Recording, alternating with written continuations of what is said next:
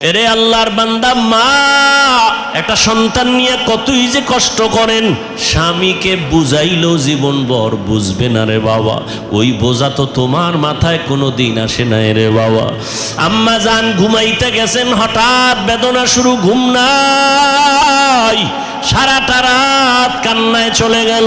খানার প্লেট নিয়ে বসছেন, খেতে পারে নাই, ব্যথা শুরু হয়ে গেছে। সারা দিন আম্মাজান কান্না করে কাটাইলেন। ও আল্লাহর বান্দা, আম্মাজানের কণ্ঠ বাহিরের কেউ শুনে না কখনো, কিন্তু প্রসব বেদনা যখন শুরু হয়ে গেল, আম্মাজানের চিৎকারের আওয়াজ, আশেপাশের মানুষ, বাড়িওয়ালারা ঘুমাইতে পারে না। মহিলা ঘরের মধ্যে কখনো কণ্ঠের আওয়াজ শুনি নাই, কিন্তু এখন চিল্লায় কেন রাত্র 12টার ভোরে? খবর নিয়ে দেখে বাচ্চার প্রসব বেদনা শুরু হয়ে গেছে। আম্মাজানের মনটা এতই যে দুর্বল, মনে হয় যেন মরিয়াই যাবে, এত চিৎকারের আওয়াজ।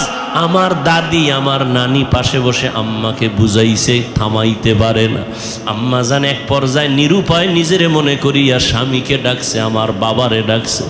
আব্বাজানকে গোপনে ডাইকা আমার দাদি নানিরে কয়, চলে যাও, আমার স্বামীকে একটু কাছে আনো। আমার স্বামীকে কাছে আনলেন। আম্মাজান স্বামীর হাতটা ধইরা চোখের পানি ছেড়ে কাঁদে আর কয়, স্বামী, আমি আপনার ঘরে সংসার করতে গিয়ে কত বেয়াদবি করেছি, আপনার যেইভাবে খেদমত করা দরকার আমি করতে পারি নাই, দয়া করে আপনি আমার দাবিটা ছেড়ে দেন, আমাকে মাফ করে দেন। আব্বাজান বলে, বিবি তুমি এমন কেন করো? বলে, আমার মাথায় মনে হয় 7 আসমানের বোঝা চেপে আসছে, আমার মনে হয় মরণ, আমি মরিয়া যাব, আর দুনিয়ার সূর্য বুঝি দেখতে পারবো না, প্রসব বেদনা সহ্য করতে পারি না রে স্বামী। বাবা সান্ত্বনা দিয়া কয়, ধৈর্য ধারণ করো, আমি আল্লাহর কাছে দোয়া করতেছি। দিনদার স্বামী গিয়া নামাজের মুসাল্লায় দাঁড়াইয়া একটা চিৎকার দিয়া কয়, রে মালিক, কুদরতের ক্ষমতা জাহের করে দাও। ও আল্লাহর বান্দারা, আমার মায়ার নবী এই মায়ের সম্মান বজায় রেখেছেন, কন্যাদের উপরে যেন জুলুম না হয়।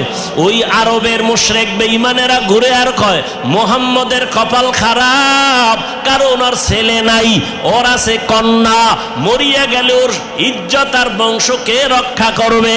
নবীর মনে কষ্ট, আল্লাহ পাক সান্ত্বনা দিলেন, ইন্না আতাইনা কাল কাউসার, ও নবী আপনাকে কাউসার দান করছি, টেনশন নাই।